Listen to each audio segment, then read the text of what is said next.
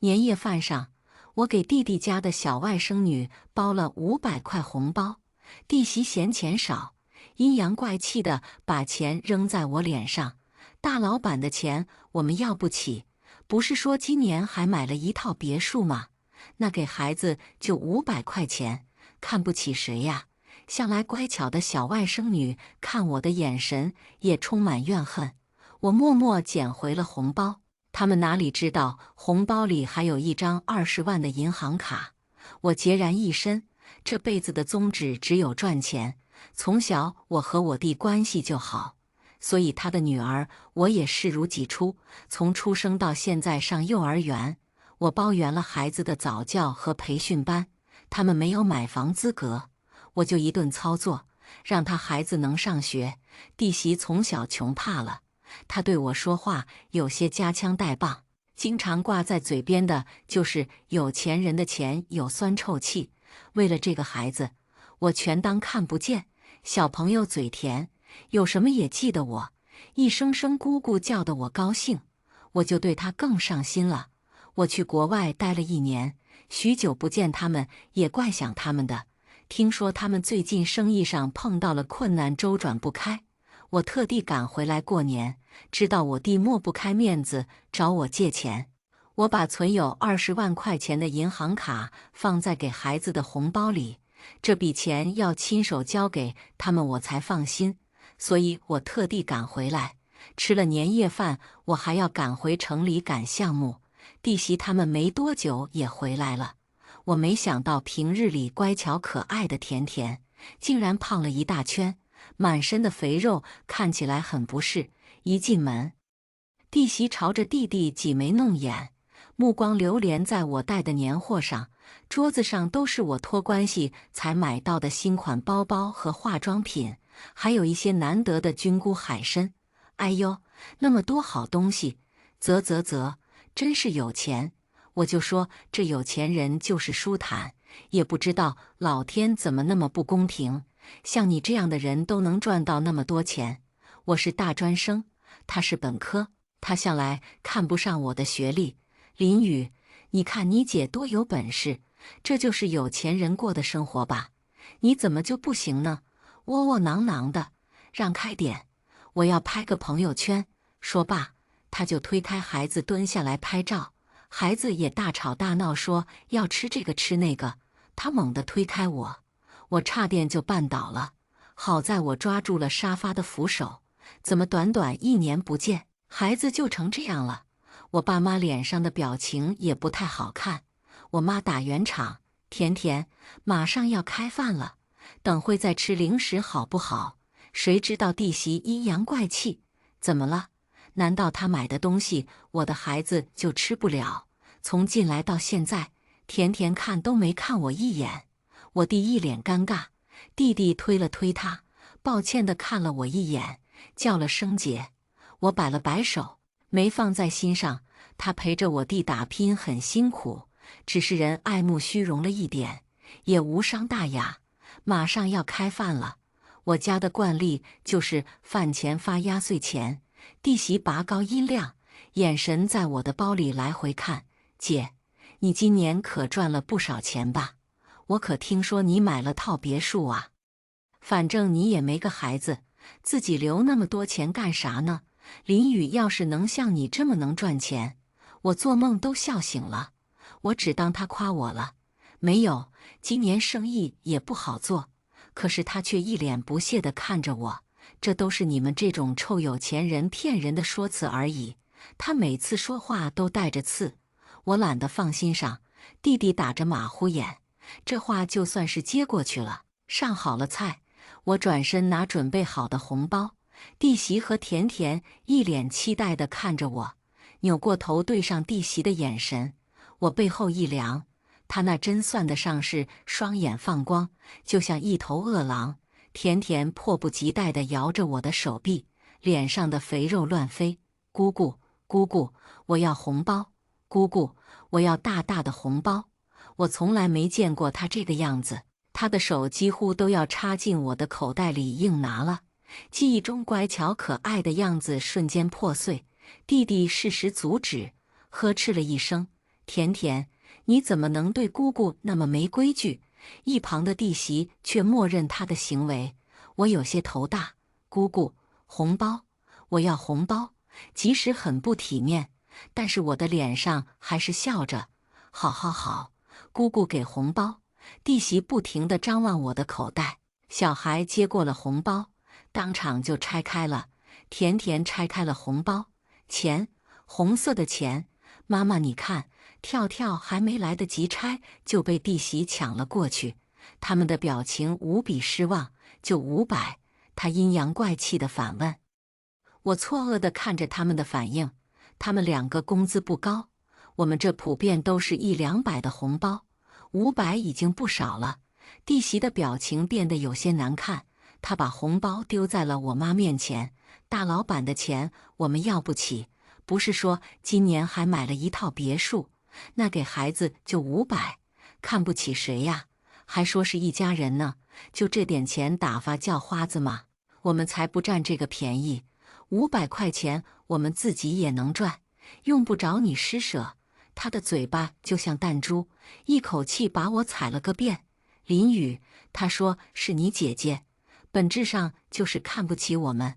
他有那么多钱买年货，给孩子就500，怎么想的？我们就那么不要脸吗？非要他这个红包？还说你是他唯一的弟弟，会把我们的孩子当他的。我呸！怪不得嫁不出去，这种有心机的人活该一辈子找不着男人。他越骂越难听，我爸妈的脸色难看得厉害。倩倩，你太过分了，姐姐给多少是她的情分，你们怎么能这样？小雪平时对你们还不够好吗？为了你们的孩子能上学，她都快跑断了腿，还出了车祸，你们怎么能这样说她？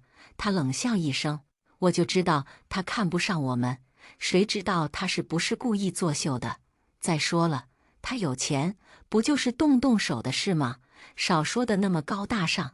我承认，这一刻我的心真的碎了。那甜甜呢？也这样想吗？但凡他们对我仍有一丝情意，我就全当今天的事没发生过。我扭过头，甜甜一脸怨恨地看着我。姑姑好小气，怪不得妈妈说姑姑没人要。小气鬼，小气鬼！听到他们这样说，我毫不犹豫地把红包捡起来，默默藏起了里面的银行卡。这里面足足有20万块钱，够他们还口气了。我原先打算等过了年再给他们30万，现在看来大可不必。甜甜被他妈惯得无法无天，没得到想要的数字，竟然上来抢我的包。我要钱，我要钱！坏姑姑，坏姑姑！这突如其来的变动吓了我一跳，我还没来得及反应，孩子就摔在了地上。我很确定他是自己故意绊倒的，没想到弟媳立马就炸毛了，指着我一顿臭骂：“贱蹄子，你怎么能这样对甜甜？她可是我的心肝宝贝！不活了，我不活了！你不就有2个臭钱吗？林雨，你看看，你看看，这就是你的好姐姐！”我爸妈的脸色格外难看。陈倩，你怎么嘴上也没个把门的？怎么能这样说你姐？我深呼吸，我没有推她。与其现在有时间在这里争论，还不如赶紧带她去医院。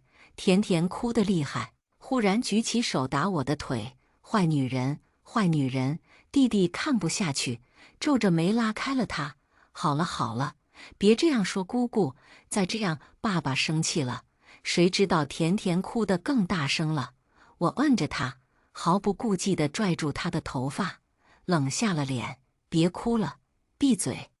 再哭我就把你丢出去！哭哭哭哭，哭个毛！钱爱要不要？吵得我脑袋疼。这还是我第一次对他冷脸，他立马愣了神。我这人在生意场上说一不二，他们都说我挂脸很吓人，在场的人都没见过我发脾气。最闹腾的陈倩一下子也安静了下来。林雨赶紧出来打圆场：“行了，姐姐也不是故意的，都别说了。陈倩，你刚才说话太难听了，和姐姐道歉。”陈倩咬着牙，不情不愿道了歉。我没错过甜甜一闪而过的怨恨，从一个小孩子眼睛里看到这种情绪，着实可怕。一顿好好的年夜饭搞成这样，我也没心思再继续。刚想提包走人，却没想到天空下起了暴雨，气象台显示还会有特大台风，看来今天是走不了。这场闹剧让我心烦，我已经没有力气再和他们纠缠。趁他带甜甜去洗澡的间隙，我爸妈充当起了和事佬。小雪，你也别生气了，他这人就是这样。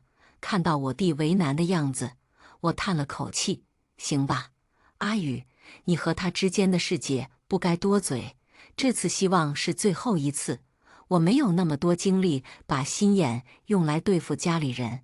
他郑重地和我发誓，不会再有一次。我联系好了手下的人处理项目的后续，安心地待在家和爸妈一起看春晚。浴室里时不时传来他们母子俩的嬉笑声，饶是我们电视机调高了音量，也没有办法覆盖这声音。我们互相看了一眼，都知道他这是故意找不痛快。弟弟难为情地吼了一句：“小声点，看电视呢。”和我想象的不一样，里面还真安静了。不过我心中隐隐不安，就这一次回来，我发现弟媳并没有想象中简单。短短的1年，甜甜已经从一个可爱的小孩变成熊孩子。这期间到底经历了什么？没一会儿，弟媳就从浴室里走出来。她经过我的时候，露出了奇怪的表情。我想要找个机会和她好好聊聊，毕竟她是我弟的老婆，总不能一直僵着。弟弟试图活跃气氛，指着桌上的 Swatch 问我：“姐，这个怎么用啊？我看到我朋友他们家也有一个，是不是可以健身来着？”看到他试图递台阶，我对他的怨也少了几分。我开口和我爸妈他们介绍着游戏的功能，他莫名其妙冷哼了一声：“不就是个臭游戏机吗？能有多厉害？”我一闪而过的不是，调整自己懒得搭理他。可他刚坐下，屋子里面就传来了重物坠地的声音，紧接着又是东西掉在地上的声音，噼里啪啦的，还掉了不少东西。我循着声音看过去，看到我房间门敞开着，甜甜呢？完了，我的房间里放着很多重要的东西。我迅速起身往房间走过去，等我推开门看清里面的情景时，我眼前一黑，凌乱的床铺，脏乱的地毯，我新买的电脑就这样摔在地上，新换的铺盖上全是水渍，地上湿了一大片，刚装着红包的包被翻了出来，红包散落在外，熊孩子拿着剪刀在剪我的新衣服。我剪，坏女人！我一冲进来，他一脸得意地看着我。这一刻，我想杀人的心都有了。你干嘛？我爸妈他们紧随其后跟了过来，同样露出了两眼一黑的神情。谁也没想到他破坏力那么强，即使是我们已经来了，他仍然不松手，猛地用剪刀剪坏了那张存有20万的银行卡。我剪烂它！他坐在地上不停地拍着巴掌。我蹭一下就冒起了火，迅速冲进去把他拽住。你到底在做什么？你知不知道这是银行卡？他猛地咬了我一口。坏女人，坏女人，就是你欺负我妈妈！坏女人，我讨厌你！小孩子的怨气冲天，露出了他这个年纪本不应该的凶狠。我就剪！怎么样？略！他猛地朝我吐舌头，我想都没想扇了他一巴掌。他是下了死手在咬我，我痛得直冒冷汗。我一直认为自己对他很不错，还打算以后把他送出去上学。可是现在，他做的一切都让我觉得自己就像个笑话。我对他的最后一丝善意也消失殆尽。被我打了这一巴掌，甜甜嚎啕大哭，她哭起来的声音难听又大声，在场的人都懵了，谁也没想到我会打孩子。弟媳立马就冲过来把孩子抱走，他一脸愤恨：“你凭什么打孩子？贱人，不是你的孩子，你不心疼是吧？我就知道你没安好心，你就是恨我有孩子，你生不出孩子，还没有人要。”我妈赶紧劝架：“都少说2句，今天这件事就是甜甜的错。陈倩，你不能那么糊涂啊！”她竟然就哭了：“你们都欺负我，你们都欺负我，就欺负我一个外姓人！”我气得发抖，哭哭哭，哭你爸！闭嘴！她还在哭。我想都没想，就冲过去拽住她的衣服：“你再哭个试试！今天我的耐心已经消灭殆尽，再哭我真的会打人！”我立马抬起了手：“你再哭个试试！”吵得我头疼。刚才我打了他女儿，现在我还真会动手打人。他被我吓住了，转为低声抽泣：“你们都欺负我，欺负我女儿！”我冷笑：“欺负？我这房间里的东西至少值几十万，怎么赔？现金还是支付宝？”他瞬间瞪大眼睛：“你骗谁？就这些东西怎么可能要几十万？”弟弟站在他旁边，欲言又止：“姐，对不起。”我闭了闭眼：“我把你们当我的家人，可是你们呢？有意思吗？”我捡起那张被剪碎的银行卡，止不住的冷笑：“这张卡里有20万，我放进了给你孩子的红包里，本来是打算给你们小两口做生意的，现在看来不需要了。”听了我这话，他彻底慌了，表情开始破碎：“你说什么？里面有20万 ？Section ID 等于反斜杠 Article Truck 反斜杠。”他哭得更厉害：“你怎么不早说？你怎么不早说？我的20万呢？”弟弟叫住了我：“姐，对不起，真的对不起。姐，这钱还能借给我们吗？我们真的很缺钱。”他搓了搓手，明显对我也很心虚。看到他一脸为难，我心情很奇怪，不知道怎么形容。一顿年夜饭闹得鸡飞狗跳，我是真的没心情再继续维系这所谓的亲情了。我妈推了推我：“闺女，算了，别气了。倩倩她就是不太懂事，你干嘛要和她计较呢？”我一脸诧异，没想到开明如我妈，现在都如此和稀泥。她不好意思再看我：“小雪，这大过年的，以和为贵啊。再说了，倩倩她这人一直都是这样，你又不是不知道。算了好吗？就当是为了你弟弟。”外面雨小了下来，我不吭声，快速地收拾了行李。我以为我自己做得够好了，可是除了我自己，谁也没看到我的付出。看到我这样，我爸妈叹了口气，只是一脸不理解。好在也没多说什么。离开家的时候，外面停雨了，家家户户都在放烟火，孩子玩闹，大人叙旧，阖家团圆的景象看得人心暖洋洋的。可那不是我拥有的。我看着家一点点变小，直到消失在了夜幕中。回到城里已经是半夜，闹了一晚上，我筋疲力尽。好在电脑还能修，否则我真的要找他赔偿。那些身外之物都不要紧，唯有感情如果坏了，还真的能修回来吗？我昏昏沉沉睡了一觉。城里的春节氛围也很浓，家家户户都贴了春联，外面白雪皑皑，小孩子嬉戏打闹。一大早就有人过来敲门送温暖。邻居小李说看到我门口还有鞋子，以为我没回家过年，特地给我送来了他们家亲手包的饺子。那饺子又大又圆，也不知道是烫的还是怎么着，我竟然忍不住掉下了眼泪。还有物业小姐姐，她知道我回来了，特地给我送了一袋甜甜的橘子。我尝了一口，真的很甜。他们都笑眯眯地祝我新年快乐。就这一刻，我忽然原谅了这个冰冷的世界。外面的朋友在春节都会送温暖，可家里人却只会浇冷水。我忽然觉得很可笑，手机一晚上没充电，刚充上电，叮叮咚咚的消息猛地往外冒：“姐，昨晚的事是倩倩不对，我替她道歉。她也真的知道错了，转账3000元。姐，这是我的一点心意，大过年的，别伤了和气。我妈的短信也往外蹦。小雪，昨天的事情你别放心上，都是一家人，你何必计较呢？妈过几天让人给你带几只土鸡上去，别生气了哈。我捧着手机发着呆，退回了弟弟的转账。亲人就像是一件湿透了的棉袄，穿上觉得很难受，不穿又会觉得很冷。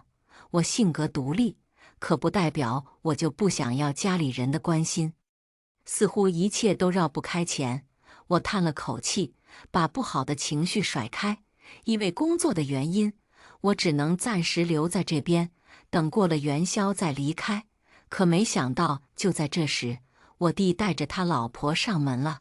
元宵那天，我刚叫了外卖，没多久就有人敲门。我还惊讶这速度，怎么刚点就来了？打开门是我弟一家3口，他们身上还沾着血，甜甜的脸冻得通红。这几天我也想开了，早就把那件事抛在了脑后，看到他们也没那么心塞了。但即使这样，看到他们我也不太自然。弟弟主动开口：“姐，这是妈让我们给你送过来的大母鸡，妈说你最爱吃了。”他碰了碰弟媳，弟媳心虚的点头：“姐，上次的事真对不起，我也是头脑发热了说那些话。甜甜，快来给姑姑道歉。”甜甜乖乖地走到我旁边和我道歉：“姑姑，对不起。”我半信半疑地看着弟媳，发现她的眼睛肿得可怕，看样子她好像真认识到了问题。姐，你不会不原谅我们，对吗？弟媳出奇的柔顺，都是一家人，我也不想让我家里人难做。我叹了口气，进来吧。他们规规矩矩地跟我进来，弟媳就像是变了个人，笑眯眯地替我擦桌子，又主动说去洗水果。甜甜也听话了许多，一个人坐在沙发看着电视。弟媳主动说要做午饭，我盛情难却，一打开冰箱，她瞬间瞪大了双眼：“姐，你这怎么那么多金贵的东西？我不会做饭，合作方给我送的大多数是些比较简便的食材。姐，这些能做吗？”她眼放金光，很快又有点拘谨。经历了上次的事，她明显收敛了，看来她应该是不会再乱搞了。我顺着台阶下来，点了点头，可以。她把我们拦在外面，包揽了所有的家务，看样子真的是改了。弟弟和我走到阳台，他欲言又止地看着我，似乎有什么想说。我实在是受不了他这个慢吞吞的性子，你想说什么你就说，别这样吞吞吐吐的。姐，上次的事真对不起。那天后，我和陈倩吵了一架。她这个人穷怕了，对于钱很没有安全感。我知道你对我们这个小家很好，我不知道怎么说，对不起姐。我摆了摆手，一家人，别说什么对不起了。你们现在事业刚起步很难，我也知道。我这次从外面赶回来，就是想帮你们一把。你是我弟，我不可能不帮你。行了，晚点我把卡给你，里面20万够你们还款了。他笑得灿烂，谢谢姐。转头他就把这件事告诉了弟媳，弟媳干活越发勤快，就差没有上手给我按摩了。我默默叹了口气，不知道这样到底是不是对的。授人以鱼不如授人以渔，我手上有很多资源可以帮他，可是如果我一力承担了他的责任，他不会得到成长。所以我想看看他们为了创业能付出多少，值不值得我帮助。他们来回一次不容易，我家房间多，索性让他们在这里住一晚。经过一晚上的相处，我和弟媳的关系也缓和了许多。半夜被工作的信息吵醒，我眯着眼睛起来回复邮件，可我没想到，却听到客厅里传来了奇怪的动静。难道家里进贼了？春节人多，也有人失窃。我赤着脚拿起了防狼喷雾，看到客厅里鬼鬼祟祟的影子，我抿着唇，正预备着出去收拾他，却不想听到了弟弟和弟媳的声音。客厅里，他们把我家的东西都翻了出来。我的房间在最里面，再加上我这几天累得很，睡得很沉，听不到这外面的动静。我心情一沉，弟媳站起来，走到冰箱前翻箱倒柜。你看看，你看看，多奢侈！这东西他又不会做，让他明天送给我们带回家吃怎么了？那20万说给我们，怎么还没给？你真是没用！我们这次来是做什么的？你忘了？老婆，你小声点，小心我姐听见了。说罢，弟媳就拆了一盒我还没舍得吃的补品，她大快朵颐，嘴里还在骂我。我就说，那不是吗？你女儿马上就要上学了，你能不能上点心？你放心，我在她的汤里放了安眠药，她起不来。这房子地段多好啊！你赶紧的，让她写在你名下。老婆，我觉得这样真不行。这房子是我姐的，什么你姐你妈，她又没老公没孩子的，房子放在这里就是浪费，我不管。你别逼逼赖赖的，吃不吃？老婆，给我留点。我无法相信自己看到了这样不堪的画面，出乎意料的，我竟然不想就这样冲出去质问他们为什么。我小心翼翼地退回了床上，看着天花板发呆。夜里静得吓人，他们说的每一句话都像在我身上下刀子。你说说你，咋不让他今天就把那20万吐出来？我今天演的还不错吧？要不是为了他的钱，谁愿意服侍他呀？老婆，你小声点。你放心，我是他唯一的弟弟，到时候他的钱都是我们的，我们就假装创业失败了，把钱花光了再找他要。反正之前也是这样做的，他这个蠢货不会发现的。我最亲的弟弟嘴里竟然能说出这样的话，我抑制不住的冷笑。可能我从来就不了解他，或许是性格原因，我从小就独立，而我弟和我性格相反，他这人柔软，做事情也束手束脚。作为姐姐，我尽可能的帮他，一家人哪能盼着他不好？陈倩不喜欢我，她对我冷嘲热讽，为了我弟我都忍了。这些年来，我在他孩子身上付出的远超过了一个姐姐该做的。不仅如此，他们说以前也是这样骗我的，他们怎么能这样对我？我付出了那么多，可是到头来却换来了这样的回应，我气得发笑，捏紧了手机。我不屑于和他斗，更不会把心眼子用在自己家里人身上。可现在，是他们主动撞上了我的伤口。我深呼吸，脑袋里闪过一个计划。第二天一早，我一出来，他们笑眯眯地迎上来，被喂了药，我整个人昏昏沉沉的。我继续装作无事发生的样子。陈倩主动迎上来：“姐，你起来了，快来吃早饭。倩倩不知道你爱吃什么，都给你做了。”我扫了一眼，这是把我冰箱有的都做了，辛苦了。我淡淡的开口，坐下来了。他和他的小孩坐下来狼吞虎咽。我刚提起筷子，弟媳忍不住开口了：“姐，我听阿宇说你过几天就要走了，那个钱我肯定会给你们的。”我故作为难，不过我现在卡出了点问题，钱取不出来了。听到钱没了，他立马就变了脸，拔高了音量：“什么？没钱了？”我装作不好意思，立马就挽住他的手：“不过你放心，我已经在想办法了，到时候给你们25万好不好？你放心，我不会骗你们，就是现在周转不开，我的卡又出了点问题。”我叹了口气，他狐疑地看着我，最终还是点了点头：“那行吧，你可别骗我们。”他几乎是盯着我的眼睛说的这句话。顺着这个话题，他推了推弟弟的肩膀，弟弟支支吾吾地看着我：“姐，我还想和你商量一件事。”我放下筷子，一脸疑惑地看着他：“还有什么事啊？”他又是一副懦弱的样子。支支吾吾，半天说不出个所以然。我忽然明白，我看着他表情不舒服的点在哪里了。明明他就是得到了利益的人，却仍旧一副被欺负的模样。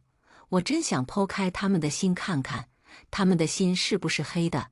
陈倩一脸为难的开口：“姐，是这样的，甜甜这不是马上上小学了吗？我们想让她继续在城里上学。”她还没有说完，我打断她，主动挽着她的手，敲着自己的脑袋：“哎呀，你瞧瞧我怎么把这一茬给忘了？我早就想到了这件事，这次回来过年忙忘了。这样吧，我找一下关系，这房子我回头办一下手续，把房子写在你们名下，反正我的就是你们的，你们看行吗？”我故作愧疚，他们的眼睛亮得厉害。姐，你说的是真的吗？弟弟立马支棱了起来，他们的野心昭然若揭。我捏紧手心，脸上依然笑着，当然是真的，以后我的就是你们的。再说了，我没有小孩，甜甜就是我的孩子，只不过办手续或许还要点时间。陈倩对我无比亲热，没事的姐姐，我们可以等。那天他们很快就离开了我家，临走前，我看到陈倩四处打量着我家的构造，还暗中偷拍了照片，我全当看不见。当天晚上，我就在同城里刷到了一个帖子，大家可以帮我估估价吗？这套房子值多少钱？急出，我一眼就认出了这是我的房子。好家伙，这房子还没有到手呢，他就已经想把我的房子卖了。下面不少的人热心估价，价格和我预期差不多。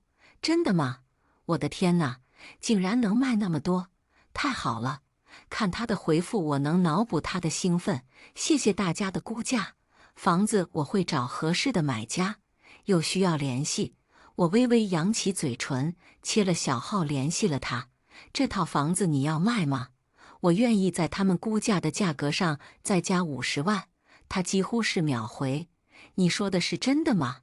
真的愿意加50万？”“嗯，我刚回国想买房，你这地段我很喜欢，但是你的家具都要留给我。”他立马就答应了下来。我们约定在半个月后交易。看着他如此笃定，我忽然很想笑。刚结束了聊天，弟弟立马给我发了信息，问我什么时候办好房子的手续。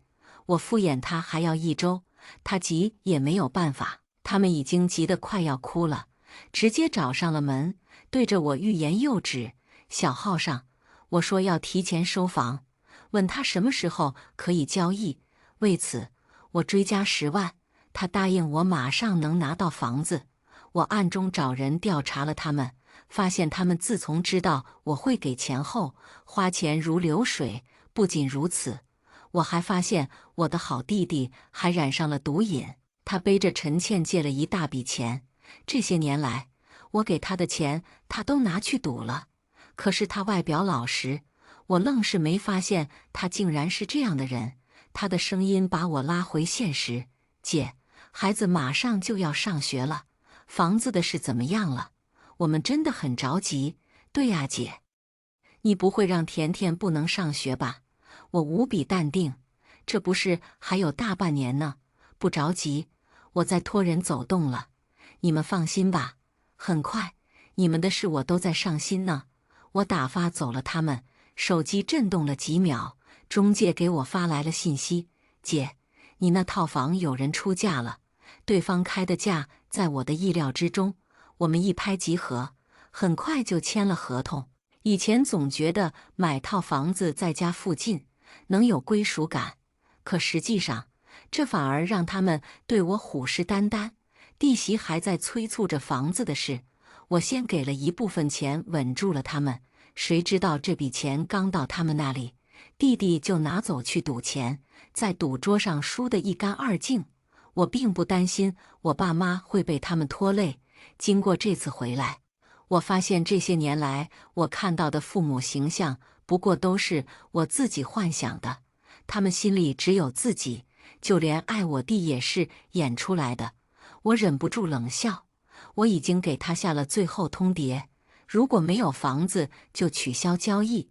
他们怎么能眼睁睁看着这钱溜走呢？谁能想到他们去我家找不到我，竟然找人撬锁？后来的卖家联系上了我，告诉我这个情况。在这之前，我就告诉过他我的情况，他表示理解，询问我要怎么解决。我直接就让他报警，然后我的手机就被打爆了。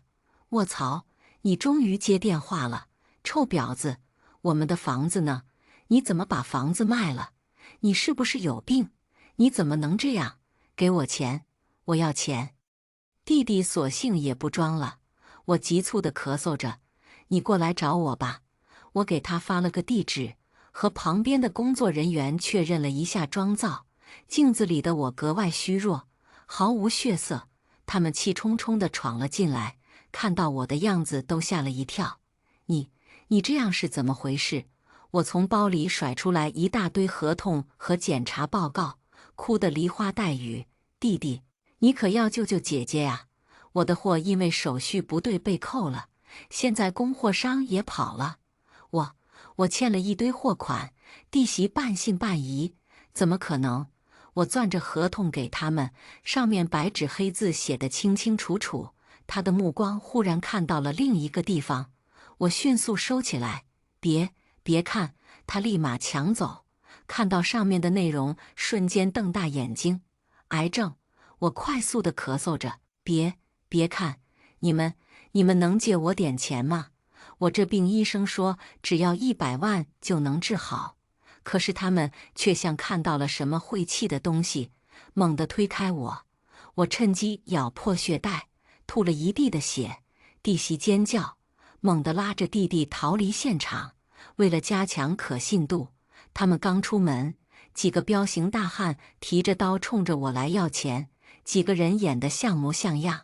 我跪在地上祈求他们宽限点时间。他们是我的弟弟弟媳，他们有钱，这可把他们吓坏了。不是，我们不是，他们一口咬定和我不认识。我哭得厉害。弟弟，倩倩，你们怎么能这样？他们跑远了，我还在惨叫。听外面的朋友说，他们吓得脸都白了。等他们走远，我起身擦掉了嘴角的血迹，迅速给他们转账。谢谢你们了。他们都用同情的眼神看着我，最终还是什么也没说。我知道，要演戏就要演全套，不对自己狠，就是给机会他们伤害我。而且这一切还没结束呢。为了能够让家里人彻底信服，要债的人跑到了我家闹腾，我爸妈也吓坏了，一个接着一个电话打来。我虚弱地说自己会解决的。弟弟他们已经拉黑了我的联系方式，去了几次，他们彻底信了。我把公司转移到了另一个城市。上车前，我深深地看了一眼家的方向，毫不留恋地离开了这座令我伤心的城市。再后来听说我弟的事是在3个月后，他赌钱的事情还是爆了出来。陈倩哪里受得了，吵着闹着要和他离婚。可谁知他偷偷卖了房产，陈倩气得和他打了一架。这一打，竟然把自己打成了瘫痪。我弟把他推下楼梯，甜甜目睹一切，冲上去保护他的妈妈，也不小心摔了下去。而我弟也因为过失致人伤残，被陈倩家里送了进去。闹剧落幕，听说我爸妈老了许多，可是我对他们已然没有了感情。自从那次之后，他们没有给我发过信息，不顾我的死活。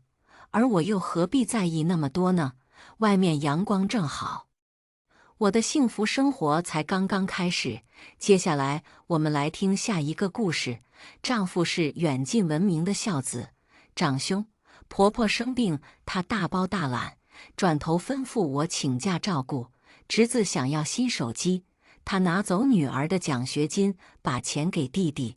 小姑子结婚要40万嫁妆，他大手一挥，要我拿出我母亲的丧葬费垫上，孝顺我娘，爱护弟妹，我有什么错？你要做不到，就给我滚！但他没想到，这次我真的带着女儿滚了。母亲病逝后，退休单位给了35万丧葬费，钱刚到卡，就接到了丈夫李志的电话，玲玲订婚，说要拿40万嫁妆走个过场。我和妈商量了一下，这钱咱们拿，账户我发到你手机上了，你抓紧时间落实到位。李志是单位一个小领导，给我打电话像是皇帝下旨，小姑子的彩礼钱让哥嫂拿。我眉头皱起，上个月他买3金，男方说差3万，让咱们先垫上，还没还。再说她那个网上认识的男友，本来也不靠谱。丈夫没料到我翻旧账，语气一下急起来：“那是我亲妹妹，结婚这么大的事儿，3万块钱，你这个做大嫂的不该主动能拿，还往回要。许言，你掉钱眼里了，亲情是拿钱衡量的。”吼声震得耳膜疼，我却没像以前一样被吓得闭嘴，只是冷声说：“张嘴40万，你当我是印钞机会生钱？”李志啧了一声：“你妈丧葬费不是今天下来了吗？我那会儿打电话给工作人员说你已经领了35，不是吗？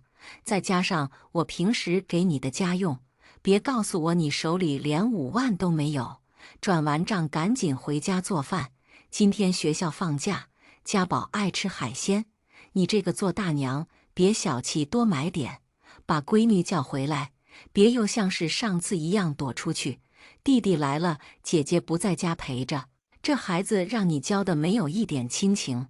小白眼狼哪像是我李家的孩子，字字句句像是冰锥刺入我心里。母亲只有我一个女儿，省吃俭用这么多年的工资都补贴给我们这个小家，3个月前突然病逝，作为女婿的李志借口要照顾生病的婆婆，从头到尾没有露过面，倒是对丧葬费什么时候到账了然于心。女儿闻闻海鲜严重过敏，闻到都会打喷嚏。小叔子家的儿子李家宝就次次要吃海鲜，明明只比文文小半个月，却要求文文处处让着自己，只要稍加反抗，他就向李志添油加醋的扮委屈。李志不分青红皂白，只会批评女儿跋扈。腊月的寒风吹在脸上，混着泪，像刀割一样生疼。李志，今天是我母亲的百天忌日，我要和文文去祭奠，没空伺候你们一家老少。说罢，我直接挂断电话。挂断电话后，李志像是疯了一样，一个连着一个的给我打。我不接，他就又发信息：“许言，别没事找事，小心把我惹急了，跟你离婚。”离婚是我和李志结婚18年听到过的最多威胁。我是单亲家庭，这么多年看过母亲一个人养我有多不容易，也知道没有父亲对于一个孩子来说是多大的一种缺失。多年来，我怕母亲担心，怕文文受影响，所以次次李志勇离婚威胁，我都会屈服。可落在李志眼中，却是我贪图他的领导身份，离开他没法活。但这次我不想退让了。18年磨掉了我所有的耐心，母亲的离世让我看透了李志的凉薄。李志和李家这个泥潭吞噬了我小20年，现在是我要和李志离婚。刚到女儿学校门口，就发现文文被李家宝纠缠：“你个赔钱货，也配骑新山地车？给我！”上学期，李志以高3学习紧为由，花了高昂的戒毒费，搭了不少人情，把李家宝转到了文文所在的重点高中戒毒。女儿被骂，引起不少围观，甚至还有几个调皮男孩也在起哄，笑嘻嘻喊他赔钱货。文文眼中含泪，咬紧牙关握着车把：“李家宝，你已经抢走我的奖学金了。车是我外婆临终给我买的礼物，不可能给你。”女儿上学期末拿了省级优秀，学校奖励5000块。小姑娘提前把钱规划成3份。妈，我打算给外婆买件新衣服，再叫上你和爸爸，咱们一家3口好好来个周末游。我还想给自己买个山地车，这样每天放学我就可以骑车去医院看外婆了。可钱刚到手，就被李家宝抢走了。我要换手机，大伯说你这儿正好有闲钱，让我先拿去用。文文一个手机用3年，李家宝1年换仨手机。当时我正在医院照顾母亲，文文委屈找父亲诉苦，却被皱眉训斥，跟你妈一样钻钱眼里的东西，翅膀还没长出来，就要跟自己的亲爹算账了。要钱，我让你要。李治从家里抽屉拿出一叠钱，狠狠砸到文文脸上，纷乱的钱落了一地。李治让文文跪着一张张的捡钱，事后也被婆婆要了回去，还指责女儿小年纪就敢跟你爸顶嘴，反了你个丫头片子。我妈心疼孩子，给文文买了最新款的自行车。那时她已经病得很重了，枯瘦的手拉着女儿，好孩子不哭。外婆给文文买车子，我文文以后骑着去首都念大学好不好？文文不肯松手，李家宝竟然一脚踹到她身上。干什么？我吼着冲过去，把女儿护在身后。李家宝看我没有一丝慌张，只是撇嘴不屑：拿车呀，还干什么？难道干你个老女人？一句话让周围的坏小子们嗤笑一片。李家宝更加得意：瞅你这个泼妇样，也就是我大伯人好念旧，换个人早休了你了。猖狂至极，我气得手抖，喘着粗气瞪他。李家宝刚出生，他爸妈就离了婚，小叔子把他扔给婆婆，说去外地打工，结果一去没了踪影。李治常说，家宝小年纪跟个孤儿一样，咱们做长辈的不能亏待了他。我本来可怜李家宝，可她被丈夫和婆婆惯得飞扬跋扈，根本不把我和文文当人。我护着身后的文文，强压怒气：李家宝，你不把车还给文文就是抢劫，你今天敢把车子骑走，我一定报警抓你。李家宝切一声：什么稀罕东西，还不是花的我大伯的钱。说着狠狠几脚把山地车踹得扭曲。2个靠我大伯养的娘们，再敢跟我这么说话，小心我把你们都赶出我们李家。外婆送的礼物被破坏，女儿心疼的大喊一声，掉着眼泪咬牙反击：什么你们李家？那也是我家。李家宝，你自己没爸爸，就想抢我爸爸？话音刚落，女儿被一股力道拽得转身，2声脆响，文文细嫩的脸颊肿起2个掌印。李文文，谁教你这么说话？马上对弟弟道歉。李治竟然来了，我狠狠一把推开李治，将女儿搂在怀中。李治，你凭什么打我女儿？李家宝则瞬间变脸，低眉顺眼，走到李治身边：大伯，都是我不好，是我不会说话，惹得大妈和姐姐生气。可我真的没想过和姐姐抢您，我知道自己是没人要的孩子，就算我再想，也只敢在心里偷偷把您当父亲。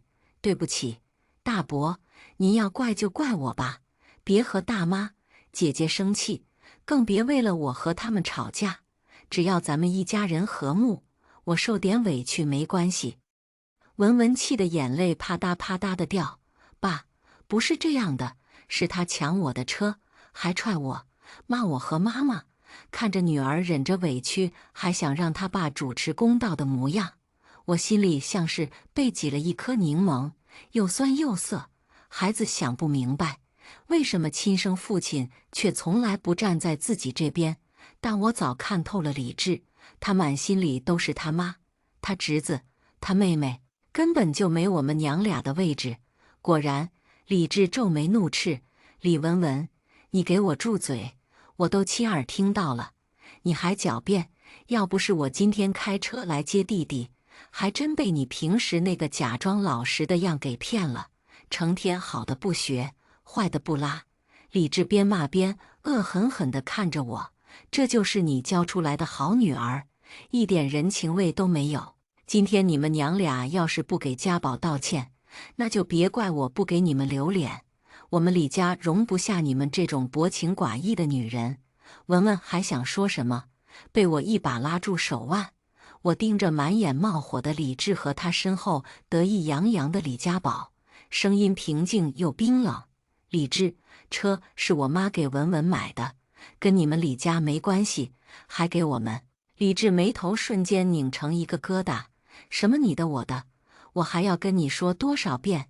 李家是一个大家庭，你作为这个大家庭里的中坚力量，要恪守自己的本分，上孝顺公婆，下教育子女。你看看你做到哪一点了？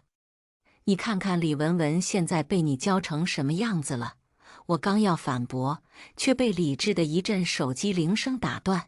李治手机音量调得很大，我能听到是小姑子李玲的电话：“哥，你赶紧回来，妈让你家的狗咬了。”文文显然也听到了，立刻紧张地攥住我的手。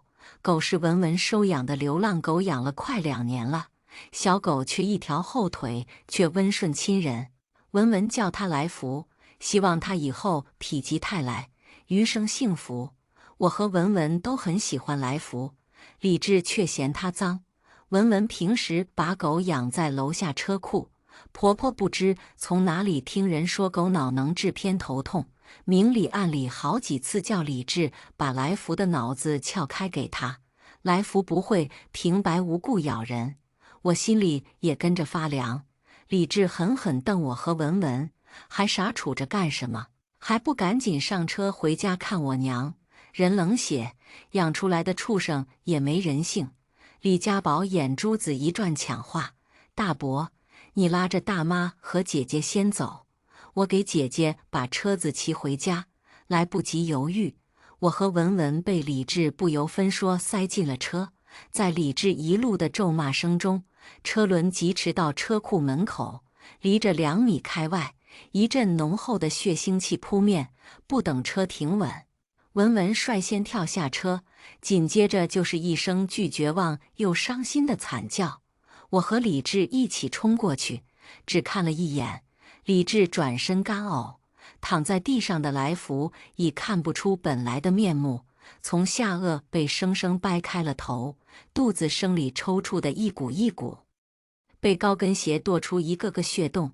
小姑子李玲还在狠狠跺着：“妈的死畜生，让你咬我妈！”婆婆满手是血，端着一个碗，里面白色脑花和红色血块混在一起，招呼着李治：“快趁新鲜给我拿白酒泼一下，你孙婶子说的趁热吃才行。”李治皱眉转身，又是一阵干呕。婆婆则一声，又端着碗催我：“李治媳妇，你聋了，听不见我说话，去给我拿白酒。我看你就是想故意耽误给我治病，还不忘吩咐李玲，把那畜生给你哥装车上，找人扒皮剁肉。一会儿家宝回来了，咱吃顿狗肉。”啧一声看着哭倒在地的女儿：“你奶奶还没死呢，哭什么丧？也不嫌晦气，不就是条畜生吗？还能比你奶奶重要了？”李治扭着脸推我：“你先上去拿酒，哦，再下来收拾车库。”他看一眼地上温热的来福，压抑着翻涌的胃，不耐烦地对女儿吼：“你去帮你姑一起把狗装进塑料袋，再放车里。这么大了，眼里一点活都没有。”一直跪在地上哭得起不来的文文突然起身冲过去，挡在来福面前，眼眶充血地盯着李玲和婆婆：“你们凭什么杀他？你们怎么这么残忍？你们还是不是人了？”李玲凌厉的眉眼一瞪：“死丫头，你敢这么跟长辈说话？哥，快看看你养的好闺女，为条狗要跟亲奶奶亲姑翻脸呢！”婆婆也用白眼翻着我，上梁不正下梁歪。李治，我早跟你说过，女人不听话就得打。你看看这一个个惯得什么样子。李治还在门外不敢进来，只是皱眉粗声骂女儿：“李文文，跟姑姑和奶奶道歉，一会儿我再收拾你。”李玲过来对我哎一声：“哎，我哥让你给我打的钱呢，做事磨磨蹭蹭，废物！婆婆端着碗往外走，一个个的都指望不上。我自己去拿酒。看着绝望的女儿，蛮横的李家母子，鼻息里是来福温热的血腥气。我突然劈手夺过婆婆手中的碗，一把泼在她和李玲脸上。不是要吃热乎的吗？吃啊！李治嗷一声冲我过来。许言，你疯了！你再像个疯婆子一样，就别怪我真的对你不客气。李治高高扬起手，女儿冲过来，狠狠撞开他，别动我妈！而就在李玲和婆婆挽着袖子要教训我和女儿的时候，一辆车停在车库门前，是同小区的一个孩子家长，急切地对着李治喊：“李科长，你侄子在街上被车撞了！”李家母子三人瞬间慌神，往车上跑。婆婆咬牙切齿地骂：“贱女人放我孙子！我孙子要是有什么好歹，你们俩败家女人加起来也不够赔！”李治腿软，开不了车，过来拽我：“赶紧你开车去找家宝！”我一把甩开他，反手一巴掌打在他脸上：“李治，我要和你离婚！”趁着李家母子无暇纠缠，我和文文迅速在家收拾东西。这时我们才发现，家里属于我们母女的东西竟少得可怜。看着女儿单薄的身躯费力地抬着自己的书箱，鼻尖一酸。还有半年就高考了，别的孩子都是家里的宝贝，她却要和我一起面对这烂泥潭。泪水涌起，却对上女儿一双干净的眼。她抹一把额头上的汗：“妈，收拾好了吗？这地方多待一秒我都觉得恶心。你都不知道我听到你说要离婚，心里有多痛快。以后咱们是不是再也不用看他们的脸色了？”看着孩子期待的眼神，我心里也一阵痛快。管他什么以后，还能比现在更差吗？我扛起行李，揽住女儿：“走，回咱们自己的家。”我和女儿把来福安葬在母亲墓地外的一处郊野。她以前最喜欢的就是文文带她出来跑。妈，是不是我害了来福？我要是不把她带回家，也许她就不会死。文文哭得泣不成声。我心疼地看着女儿，如果我不生下文文，那她也就不会受这么多委屈。但不是的，我搂着文文，声音很轻，但语气坚定：“文文错的不是我们，是那些真正做出伤害行为的人。”我和文文搬到了母亲的小房子，暖气烧得暖和，相框上贴着我和母亲、女儿的合影。当晚，李家母子几人轮番给我打电话。李母趾高气昂：“李治媳妇，有你这么当大妈的吗？家宝被撞断了腿，在医院，你赶紧炖点猪蹄送过来。晚上你留在这儿守夜，李治明天还要上班，总不能累着他吧？”李玲满是不屑：“许言，我哥让你给我打的40万呢，你的狗脑子也没了，赶紧给我打过来。明天我还得跟我男朋友去看车呢。”最后是李治，他倒是比那会儿缓和了语气：“许言，我刚刚给家宝班主任打了电话，他们班主任说家宝的底子弱，要是落下课高考就更吃力了。你跟文文商量商量，以后让他每天下午请2节课的假，晚自习也先别上了，先给家宝补补课。谁教他是姐姐呢？”我直接拉黑了这群蛀虫。以后我的生活只有我和我女儿，谁也别想再来欺负我们。此后1周，我和文文过得格外舒心。早晨再也不用5点起来，先给婆婆熬粥，再给李治炖汤，骑着电动车裹得暖洋洋送女儿上学。路上母女一起吃顿热乎乎的早餐，家里再没有李家宝东一只西一只扔飞的臭袜子。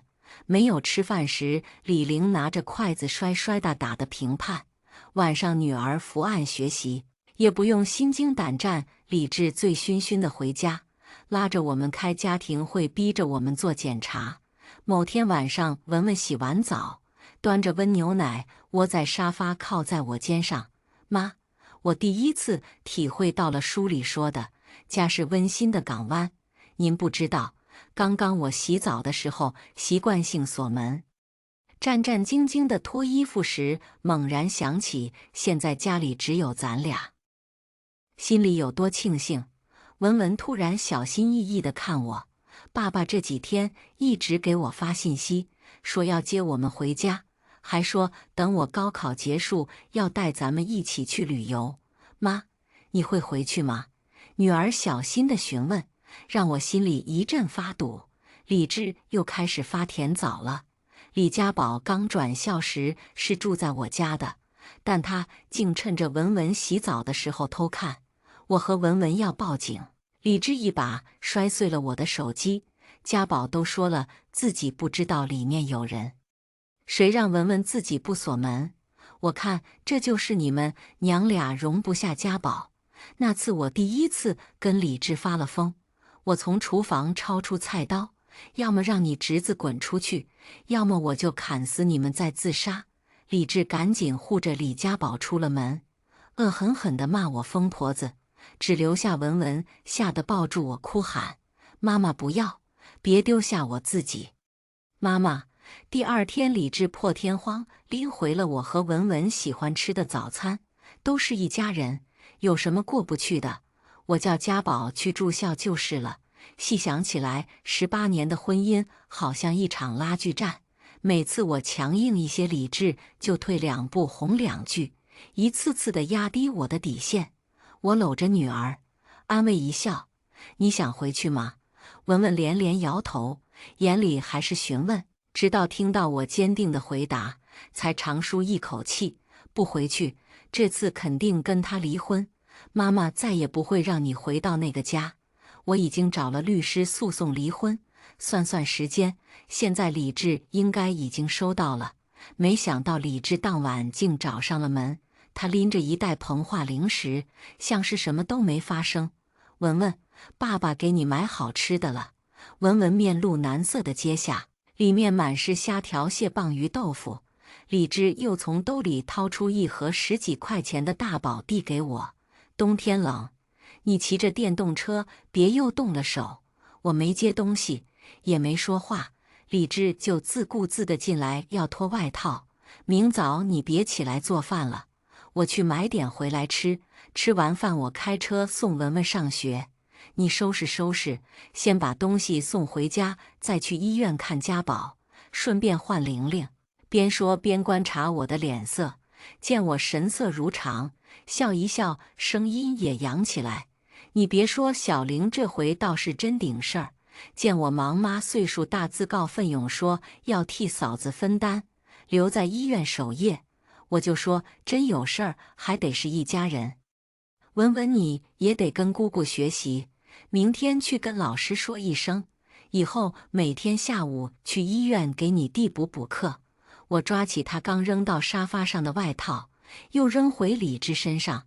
我明天要上班，我女儿也要考大学，没时间也没义务去伺候你们家。而且什么叫为我分担？李家宝是你们李家的宝，你妈不是一直说我是个外姓人吗？凭什么要我照顾？而且这是我家，谁让你进来的？出去！文文也把零食系好塞回给李志。我海鲜过敏，而且我很久不吃零食了。文文8岁那年，因为没把最后1块糖让给李家宝，在大年30被李家人骂得体无完肤，哭了整整1晚。从那之后，他再也没吃过零食。李志皱眉看着我和文文，猛地把那兜零食砸到地上，给脸不要脸！老子给你们台阶，你们倒拿捏上了。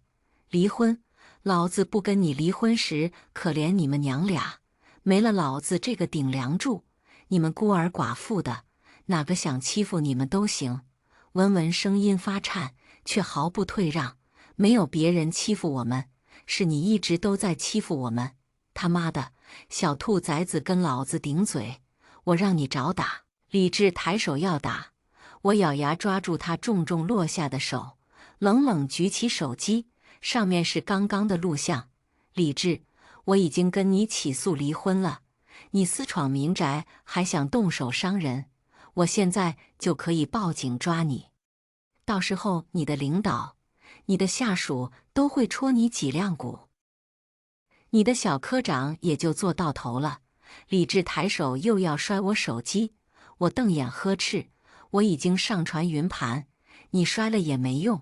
而那边文文已经开始报警，警察叔叔，有人暴力伤害我和我妈。那晚李治仓皇离开时，撂下一句让我们等着看。第二天我去上班的时候就被领导约谈了。领导姓杨，比我大几岁，是个事业型女性，此刻面色不善。小许呀，你丈夫给我打过电话了，说最近家事多，要请一段时间的假。他说你们这个年纪的女性照顾家庭无可厚非，要我多体谅。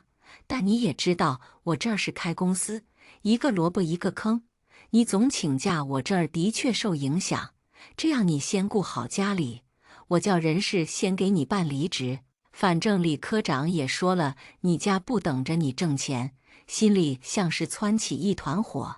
以前婆婆每次说自己头疼脑热，李治就会强迫我请假在家照顾，而且还自持是领导，对我公司的人十分不屑，导致公司连带着对我也颇有意见。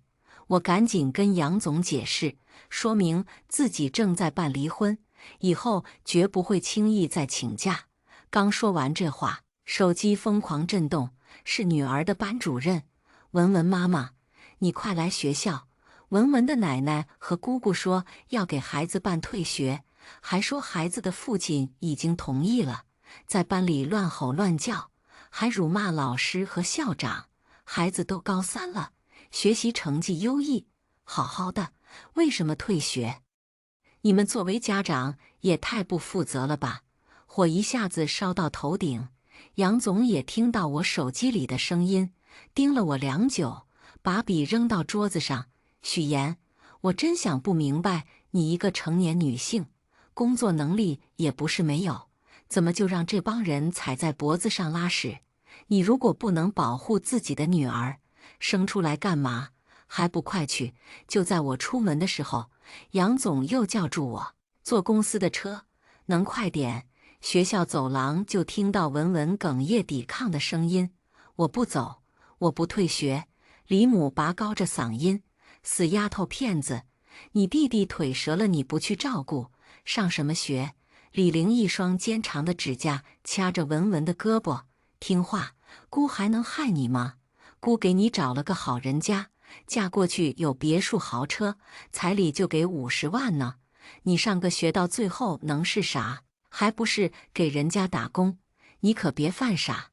我冲过去，一包砸到李玲脸上，把孩子挡在身后。李母瞥我一眼：哟，舍得露头了。我孙子躺在医院断了腿，你跟死了一样找不见人。自己的死丫头倒是来得快，正好，你赶紧给他办退学。他姑父给他找了个人家，等照顾好家宝就让他嫁人。文文躲在我身后，浑身颤抖。学校的老师和领导也都用责备的目光看我。这就是理智的让我等着。我不顺从，他就要我付出代价。他想要告诉我什么是夫权。父权。李家母女过来要拉着我们，不远处2声呵斥：干什么呢？警察！李玲瞪我一眼：嫂子，自己家的事儿报警干什么？你这是那个浪费公共资源。李母眉头拧起，啧一声：我们家务事要外人掺和啥？文他妈，家丑不可外扬。你要是连累了我儿的官运，小心我这个长辈对你动家法。我咬牙切齿，还是没忍住，呸了一声。别说我和李治已经要离婚了，就算是不离婚，你们也没权利安排我女儿的人生。我今天就要看看你们李家的家法能不能大过国法。虽然我坚持不和解，可高中不属于义务教育，警察也只能是对他们批评教育。李治来接他们时，一边点头哈腰地给警察递烟，被回绝后也还是满脸陪笑。李母和李玲用鼻孔看我们。许言，你不是折腾吗？我们有的是功夫陪你折腾，今天完了，明天再来。文文气得掉眼泪，我也握紧拳。李治倒是皱眉，催他们赶紧上车，又转身看我们，不是觉得自己能耐吗？现在闹够了吗？许言，我告诉你，清官难断家务事。看着我猩红的眼眸，他又皱了眉，软了语气，差不多得了，眼瞅着年关了，瞎折腾什么？下周我们单位要开表彰大会，领导给了我一个模范家庭先进个人的荣誉。到时候电视台会有个采访，你赶紧给我收拾东西，滚回来配合。我警告你，这可是我给你的最后台阶。我盯着李治那志得意满的表情，几乎咬碎了后槽牙。李治觉得我是个任他欺扁搓圆的皮球，但皮球也是会炸的。电视台说要到家里拍些素材，李家全家严阵以待。在我的提议下，就连瘸腿的李家宝也被推了回来。一家人嘛，上电视怎么能拉下家宝？记者介绍着李治的事迹，如何照顾多病的母亲，关心妹妹，爱护留守侄子。李治镜头前装的人模狗样，当然这些也都离不开我妻子的支持。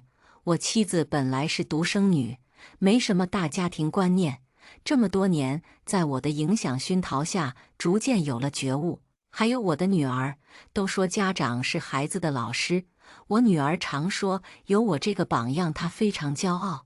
你看这一墙都是我女儿的奖状。李家宝盯着那个对准文文奖状的摄像头，眼中满是嫉妒。我敏锐地捕捉到这一点，拉着记者大肆夸赞着文文的优秀。老李常说，女儿就是他最大的骄傲。李治在镜头中也只能连连附和。文文在我的示意下很聪明，他挽住李治的胳膊，十分亲昵。爸爸时常教育我说，家宝弟弟在我家虽然是寄养，可我也要把他当成亲弟弟。虽然弟弟学习成绩不好，但是我会竭尽全力去帮助弟弟的。就在这时，李家宝突然像是疯了一样喊叫：“狗眼看人低，拿着个死丫头当香饽饽！我才是李家的男丁，你们围着个丫头片子拍什么？”婆婆和李玲两个人赶忙捂嘴，却被她一人咬了一口。我立刻站出来斥责：“家宝，电视台是来拍你大伯的，不许没规矩！向来看不起我的李家宝，被我训斥，当即就举起拐杖砸向我，嘴里还不干不净地骂着：‘死贱人，我们李家轮得到你说话？’我佯装躲闪不及，拐杖落在我的额头，血顺着眉骨滴答下落。这一切都被摄像机全程记录下来。我蹭一把血，淡然拨通了110。李家人忘了当初为了让李家宝早1年上学，他们改了户口本。现在的李家宝户口上已经年满18岁。这次我不再和解，我起诉李家宝故意伤害，李家宝被拘留。李家人又开始轮番上阵要我撤诉，他们闹到我单位，被领导直接叫安保抬出门口。他们又去文文的学校闹，经过我的讲述，文文的校长和老师也都觉得李家人不可理喻，纷纷表示要保护在校生受教育的权利。他们去一次，学校报警一次，次数多了，警局直接把电话打到李治的单位，一次次的要他来接人。李家宝在拘留所闹着要出去，折腾的李母嘴角急出大泡。李治在家门口堵我，却发现我和文文已经搬家了。最后急得没了办法的李治问我到底怎么才肯撤诉。我说：“你签字离婚，我马上撤诉；你不签也没关系，我起诉离婚一样可以。而且我还可以去找你领导，去找你单位，让大家都给我评评理。李治，你不让我踏实过日子，那咱们就都别好了。”电话里的李治气喘如牛，半晌他说：“我签字，你撤诉，但你还得答应我件事儿，今天必须把钱打到玲玲的账户。最近家里这么多事，人家男方已经很不满意了，你还迟迟扣着钱不松手。我利落的答应，把钱打过去后，李治如约签了字。我拿到离婚证那天，陪我一起去的文文高兴地蹦起来。李治皱眉看他，天下怎么会有你这样的女儿？盼着父母离婚。文文盯着他的目光看回去，你不如问问天下怎么会有你这样的父亲？偏心自己的原生家庭，处处委屈妻女。我妈离开你们这家吸血鬼，我为什么不高兴？李治抬手要打，文文立刻拿出手机开始录。我抚养权归我妈，你再家暴我，我就找警察。而就在这时，李玲给李治打来电话：哥，我银行卡怎么被冻结了？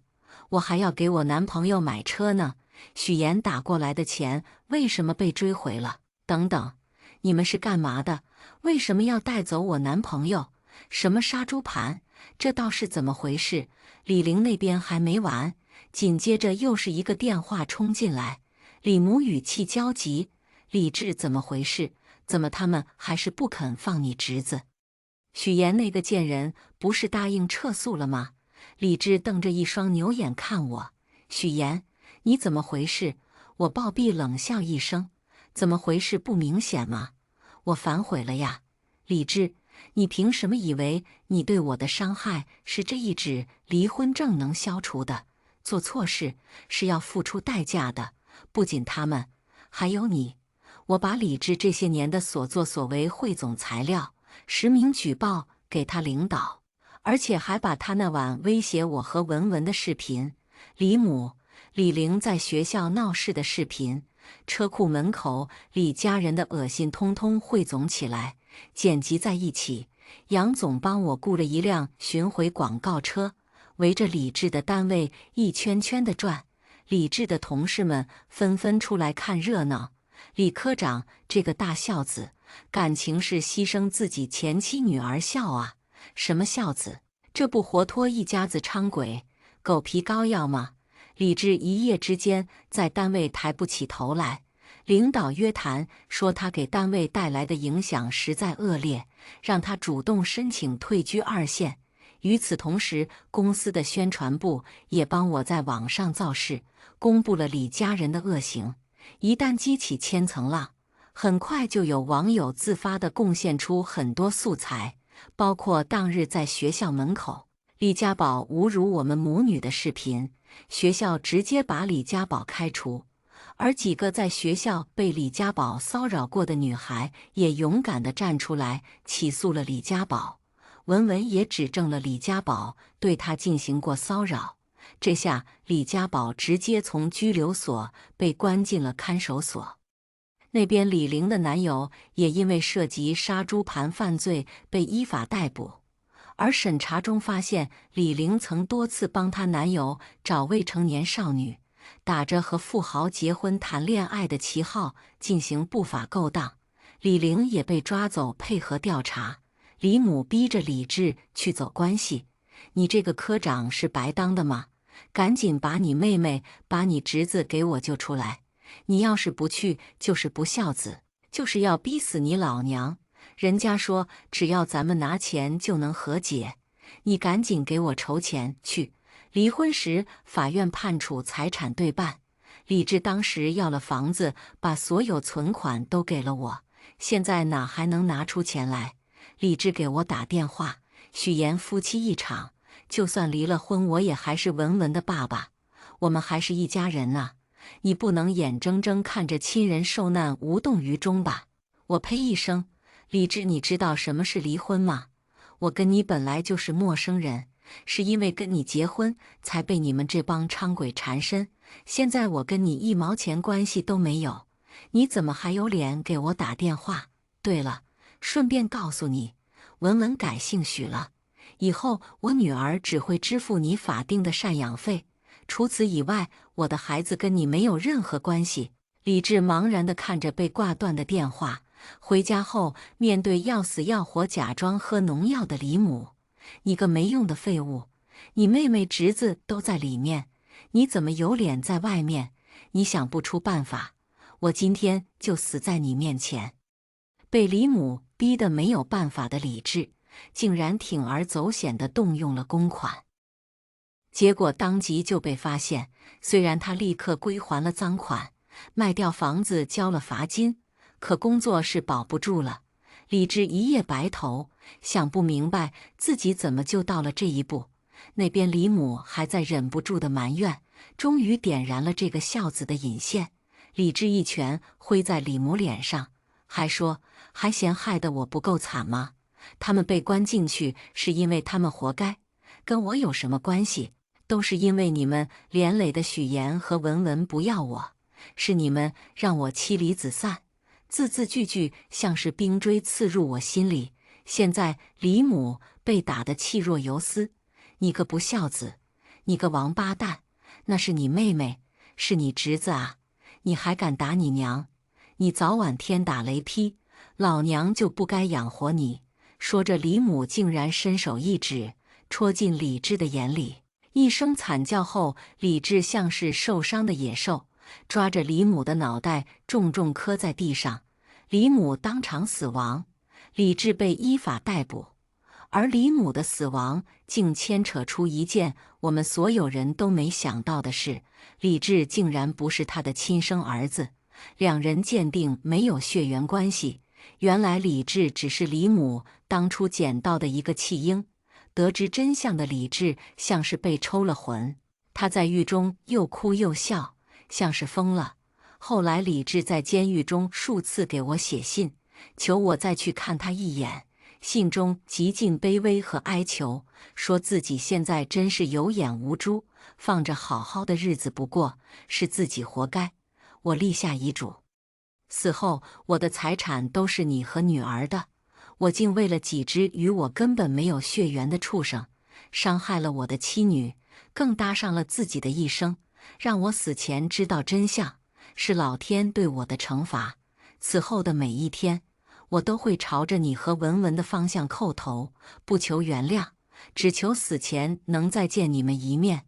我把这些信撕碎扔到垃圾桶，只托人给他带句话：我和许文跟李家没有任何关系。后来我又听说，李治要求死前见他妹妹和侄子交代遗嘱，结果见面时一把挠烂了李玲的脸，又狠狠咬住了李家宝的大动脉。尽管瞬间就被狱警分开，可李家宝还是因失血过多死亡，而李玲也永远的毁了容。李治被执行死刑时还在念叨：“这是他能最后为我和女儿做的事了。不过这一切都和我没有关系了。”李治死后，文文因成绩优异被保送了顶尖大学，而我也随着杨总一起回了公司总部，升了经理。在这个城市的18年，像是一场噩梦，现在梦醒了，等待我和女儿的只有余生无尽的幸福坦途。